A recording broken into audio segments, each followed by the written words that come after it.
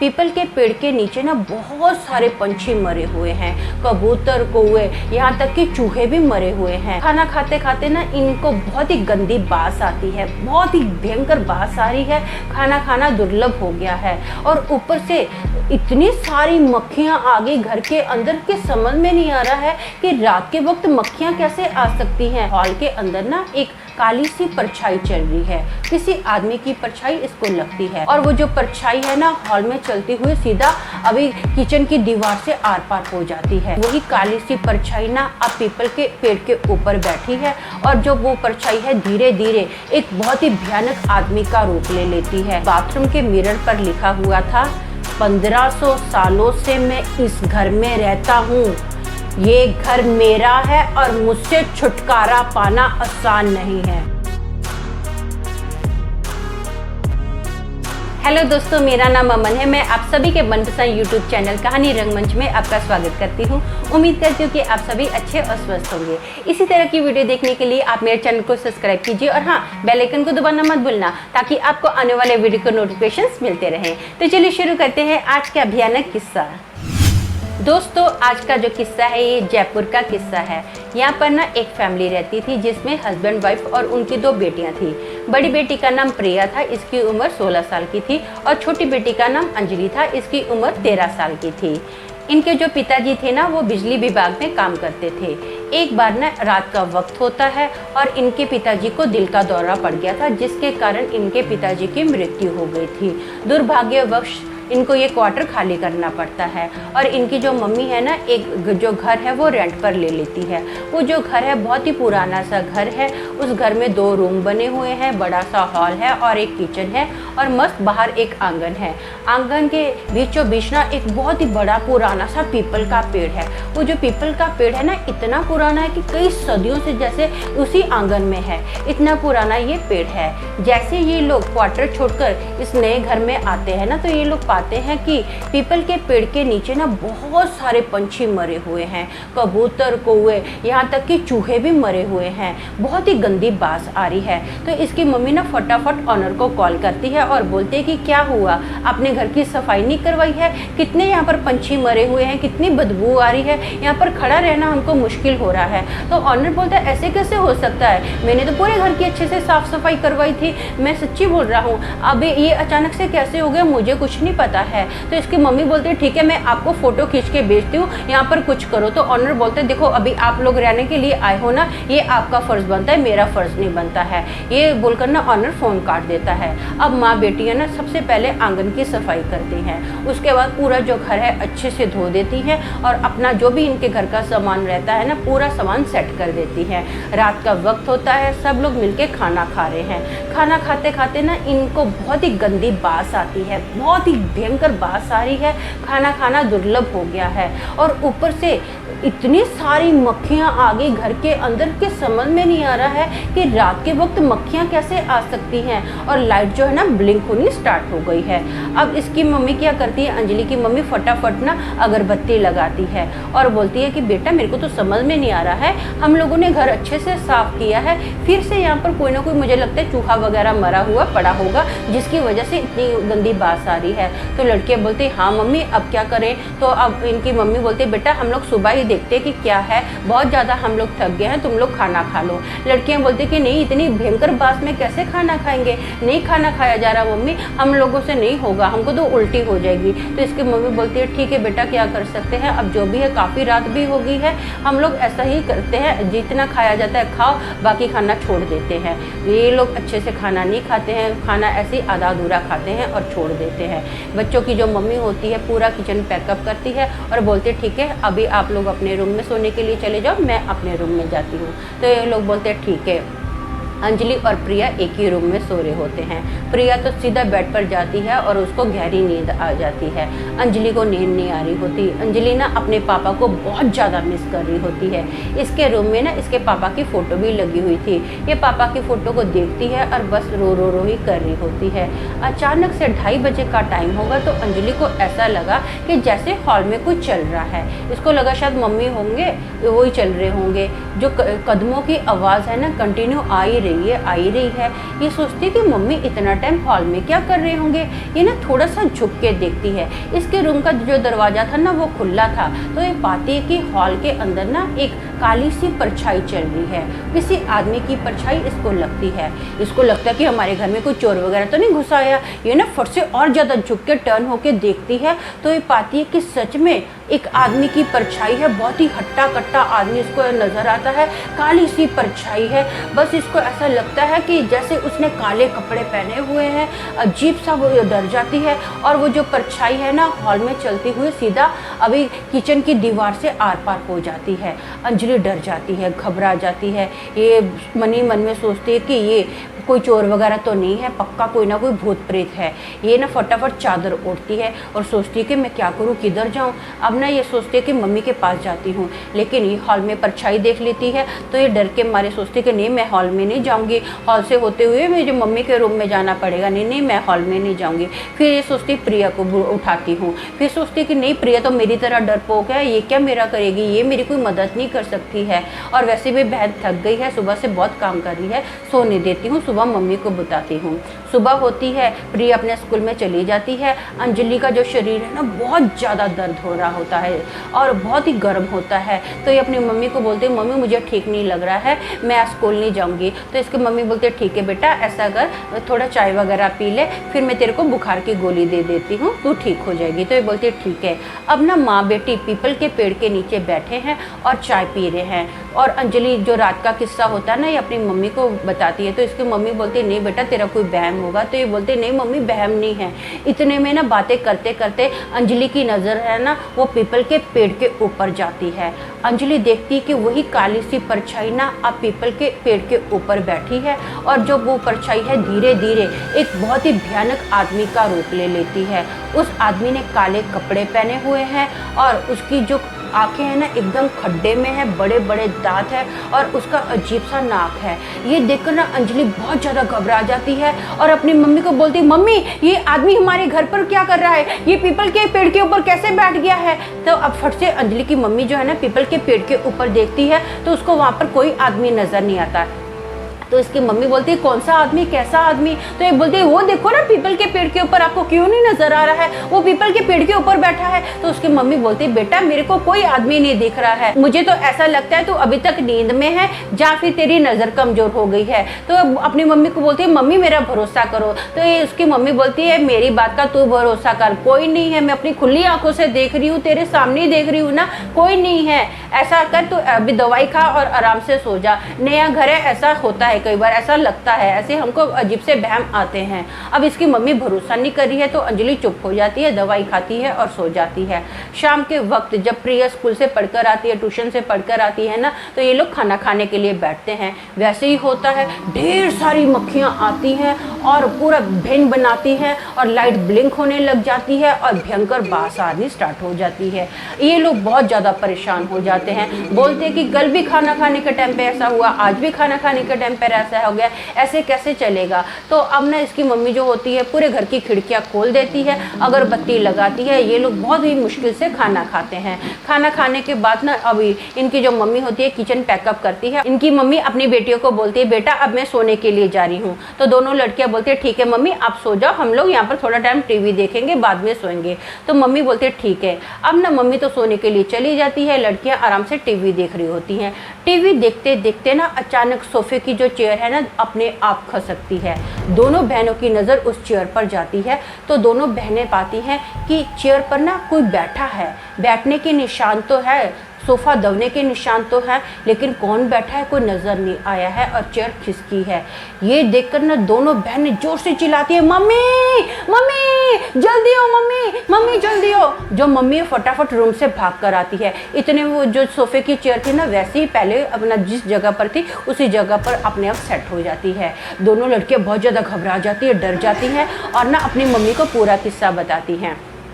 तो अभी जो मम्मी है ना अंजलि को डांटती है, बोलती है खुद भी डर रही है, दूसरों को भी डरा रही है, अपनी बहन को भी दिमाग में ये सारी बातें डाल दी है। तो प्रिया बोलती है नहीं मम्मी, इसने मेरे दिमाग में कोई बात नहीं डाली है, मैंने तो अपनी आंखों से देखा था वो चेयर अपने आप किसकी उसके ऊपर कोई बैठा मम्मी, लेकिन कौन बैठा कुछ नज़र नहीं आया, लेकिन सोफे दबने का निशान जरूर आए हैं। तो अभी ना मम्मी बोलती है कि बेटा मेरे को कुछ नज़र नहीं आया है, नया घर है ऐसा होता है। तो लड़कियाँ बहुत ज़्यादा घबराई होती हैं। अब दोनों बहनें बोलती है कि मम्मी हम लोग नहीं सोएंगे इस रूम में, हम लोग आपके साथ सोएंगे। तो मम्मी बोलती है ठीक है चलो कोई बात नहीं, मेरे रूम में आके सो जाओ। दोनों लड़कियां अब ना मम्मी के रूम में सो रही होती हैं। 3:30 बजे का टाइम होता है। तो अंजलि की ना अचानक से आँख खुलती है, उसको ऐसे लग रहा है कि जैसे बाल्दिया कुछ जोरों से खटखटा रहा है।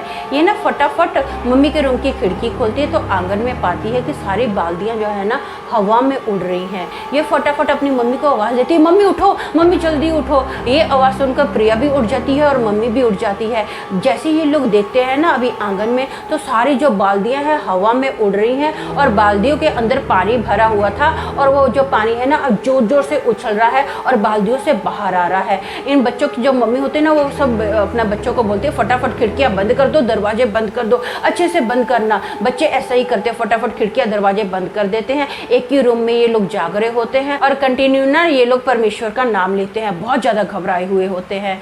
अब दोनों बेटियां बोलती हैं मम्मी ये घर ठीक नहीं है, कुछ तो गड़बड़ है, हमको ये घर खाली कर देना चाहिए। अब माँ जो होती है ना बच्चों को बोलती है कि बेटा ऐसे कैसे ये घर खाली कर दे, तुम लोगों को तो हमारी कंडीशन पता है ना कि कितने बुरे हालात हैं, हमारे पास पैसा नहीं है, मुश्किल से ये घर सस्ता मिला है जिसकी वजह से हम लोग इस घर में रहने के लिए आए हैं, ये घर हमारा है, हमको ये खाली नहीं करना है। अब दोनों लड़कियाँ बोलती है कि इस भूतिया घर में हम लोग नहीं रह सकते हैं। तो अब ना इनकी मम्मी बोलती है कि ठीक है मैं तुम्हारे मामा को बुलाती हूँ, उनसे बात करती हूँ, फिर देखते हैं कि क्या करना है। ऐसा ही होता है, पूरी रात बेचारे ये लोग जाग के निकालते हैं।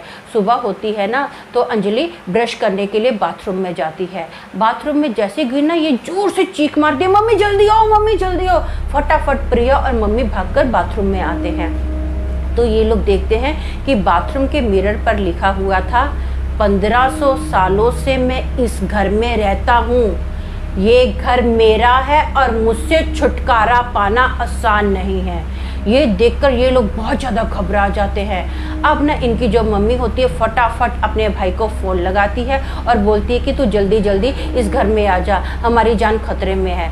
जो भाई होता है वो बोलता है अपनी बहन को टेंशन मत ले, मैं शाम तक आ जाऊँगा। शाम को बच्चियों के मामा जी आ जाते हैं। बहन को और बच्चियों को बहुत ज़्यादा रिलैक्स फील होता है कि चलो घर में एक आदमी तो है जो हमारी सुरक्षा कर सकता है। अब ना ये लोग शाम को खाना खाने के लिए बैठते हैं और सारी जो बातें होती है ना अब अंजलि की मम्मी अपने अंजलि के मामा जी को बता रही होती है। वैसे ही होता है, खाते खाते ना भयंकर बास आती है, इतनी बास आ रही है ना कि इसके मामा जी के मुंह में एक निवाला तक नहीं जा रहा है। वो बोलते हैं कि ये बास कहाँ से आ रही है। तो अभी ना अंजलि बोलती है कि मामा जी हमने आपको बताया तो सही, जब भी खाना खाने बैठते हैं तो ऐसे ही बास आती है, हालत ख़राब हो जाती है। जिस दिन से हम लोग इस घर में आए हैं ना चैन से ना तो सो पाए हैं ना ही खा पाए हैं, इतनी ज़्यादा बास आ रही है, मक्खियाँ जो हैं भिन भिन आ रही हैं, लाइट ब्लिंक होने लगी है। तो इसकी मम्मी बोलती है तो टेंशन मत ले। इसके मामा को बोलती है मैं अगरबत्ती लगाती हूँ। अगरबत्ती लगाई जाती है, पूरी खिड़कियाँ खोली जाती हैं। थोड़ा टाइम के बाद थोड़ा सा नॉर्मल माहौल होता है, ये लोग खाना खाते हैं।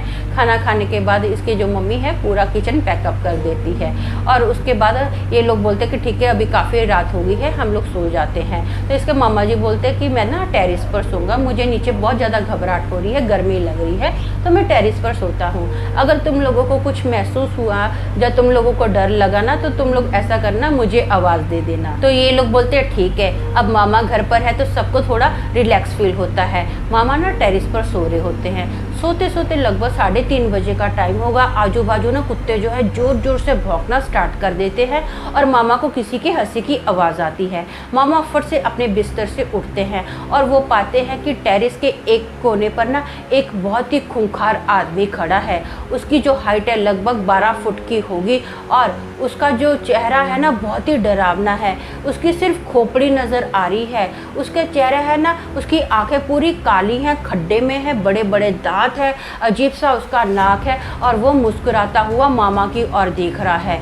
मामा उस आदमी को देखकर बहुत ज़्यादा घबरा जाता है और चीखना स्टार्ट कर देता है। मामा की जो चीखें हैं ना ये नीचे तक जा रही हैं। फटाफट सब लोग घर के भागते हुए ना फटाफट सीढ़ियों पर आते हैं। जैसे ही सब लोगों ने टेरेस पर कदम रखा ना, वो अजीब सा दिखने वाला जो आदमी था देखते ही देखते मामा की नज़रों के सामने गायब हो गया। मामा जो है ना कंटिन्यू चीख रहे हैं, चिल्ला रहे हैं। अब ये लोग फटाफट मामा को वो पकड़ते हैं और बोलते हैं कि क्या हो गया, पूछते हैं मामा जी क्या हो गया, मामा जी क्या हो गया। मामा जी है ना वो डर के मारे कुछ बोल ही नहीं पा रहे हैं। 5-10 मिनट के बाद ना मामा जी पूरा किस्सा बताते हैं कि ऐसा ऐसा हुआ। तो अभी बच्चों की जो मम्मी होती है ना वो अपने भाई को बोलती है कि ऐसा कर, तू ना नीचे हमारे साथ सो जा। हम लोग सुबह बात करते हैं कि हमको क्या करना चाहिए। किसी बाबा वगैरह को बुलाते हैं और इस भूत को निकालते हैं। मैं तो किसी को जानती ही नहीं, चलो जो भी रहेगा सुबह ही देखते हैं। तो मामा बोलता है ठीक है। ये लोग नीचे जाते हैं तो मामा का ना अब गला बहुत सूख रहा होता है। मामा अंजलि को बोलते हैं कि मुझे पानी पीना है, एक गिलास ला कर दे पानी का। तो अंजलि बोलती है ठीक है। अब जैसे ही अंजलि ने ना किचन का दरवाज़ा खोला ना तो वो जोर से चीखती है, भागते हुए उसकी मम्मी आती है।